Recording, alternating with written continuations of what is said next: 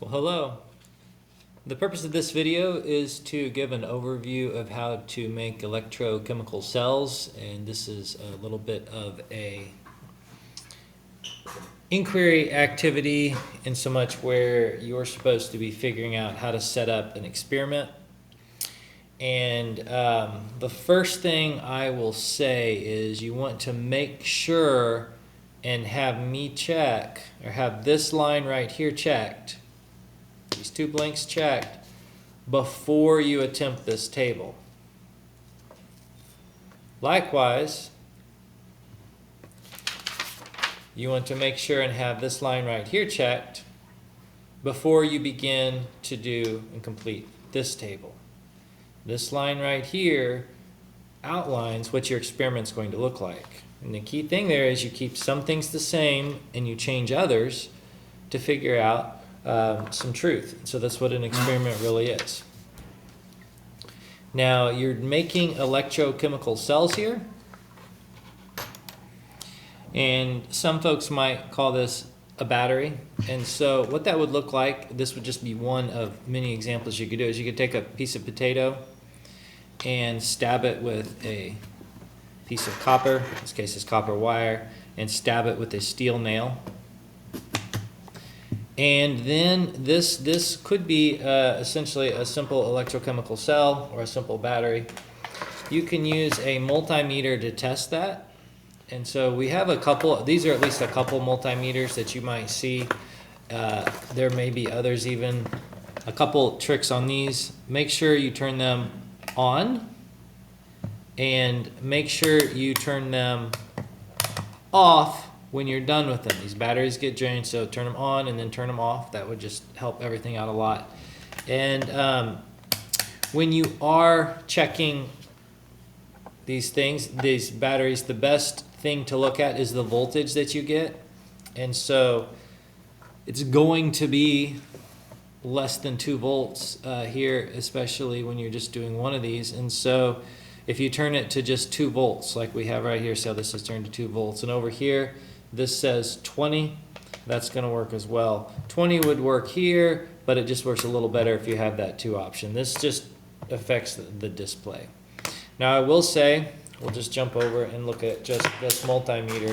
When you are testing these voltages, don't, although this sort of works, don't be trying to test the leads to here and touch it like this.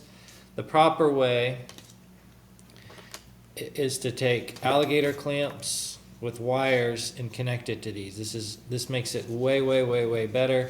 Then you can really easily connect your lead to the wire, and you're going to get much better results. I'm not going to actually connect this one just because I'm not doing part of the lab for you, but what it would look like is you would put the steel on there, and then if we connected this, you would in fact see some kind of voltage here. I will say most of these you should be getting voltages of some nature somewhere normally in the tenths range. So if you get 0.02, that's basically 0. If you get 0.3, that's not 0, that's a legitimate voltage. If this isn't working, you need to talk to me and see what's going on.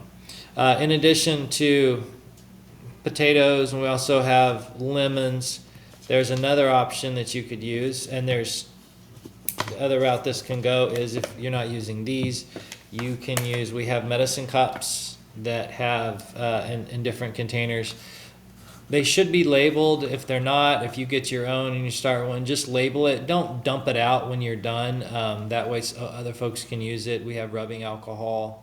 We have distilled water. There's a lot of different liquids that we have. If you happen to use a liquid, the way you would do that is obviously you would have these clamped on there, and then you would set them within the liquid. It would be important when you're setting them in there, sometimes it's kind of awkward, you don't want them to be touching. That's going to mess up your effect, so set them in there and not touching. I will say when you take them out, because there's liquids and you're using other liquids, make sure to wipe them off with a paper towel so that we're not contaminating and getting the Gatorade mixing with the distilled water. So you want to make sure and wipe the different metals off when you take them out of the liquids. And the same thing would go for when you stick them in the potato. Just make sure and wipe them off. I'll talk a little bit about that more in a minute. But I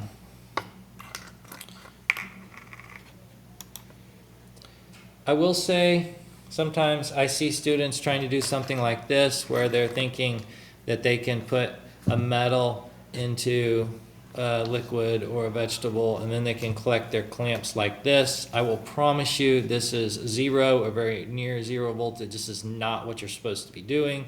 You've got to be connecting it to something else.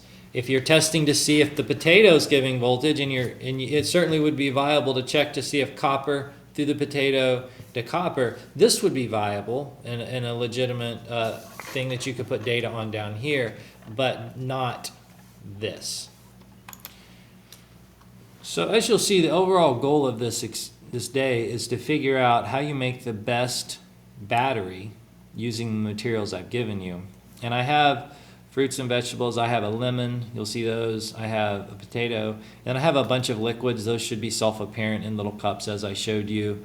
Gatorade, alcohol, tap water, distilled water, salt water, and some other liquids. But the metals may not be quite as obvious, so I wanted to show you what we will use for. We're going to use zinc, and zinc is going to be as simple as a paper clip, and you can just open the paper clip up and use it. When you're done with the paper clips, throw them away so we don't have to clean them off. We have tons of paper clips. You can throw the paper clips away.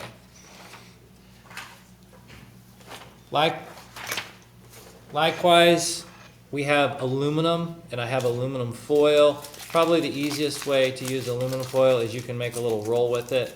That way it can go in your liquids and you can clamp it with your alligator clamps. It is worth noting you can't stick the aluminum foil in the potato or in a lemon, so that component is not an option and you actually don't need it. If you're confused why you would need to be doing that and you don't need to, I'll be happy to help you. But just realize aluminum will only work with go in the liquids. And when you're done with the aluminum, you can throw that away as well because we have plenty of aluminum foil. All right, so steel is our third type of metal that we have, and for that we have these great nails, and it's worth noting these can tend to start get corroded. Again, remember, you're always wanting to wipe them off when you take them out of materials, but in addition to that, it's also not a bad idea before you even start to take some steel wool, and I have that, and just clean off that steel just a little bit. It's going to give you a lot better results. Kind of twist it and clean that off, and that's going to help that be more the actual steel that's interacting with the fruits or vegetables or liquids. Do not throw these away. We are reusing the nails. And then finally we have copper. This is our fourth metal we're going to use.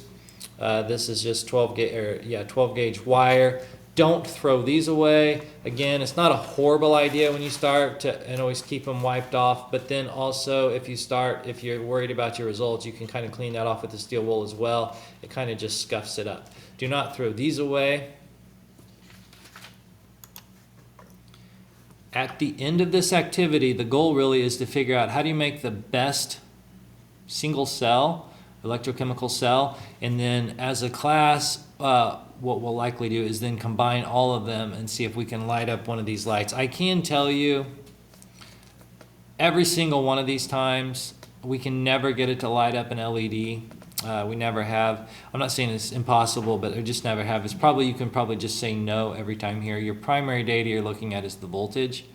When we start combining these together, multiple cells, and create a battery, we will be able to light this up. It is worth noting that this is an LED. It is current specific, and LEDs always have one of those legs is longer.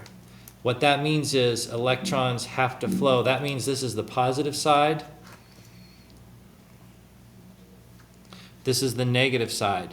So that means electrons have to flow this direction through the LED to make it work. So sometimes if we're trying to light things up, you have to try it both ways if you haven't figured out which way, what's positive and negative with these metals that are being combined. Thank you, and I hope this helps.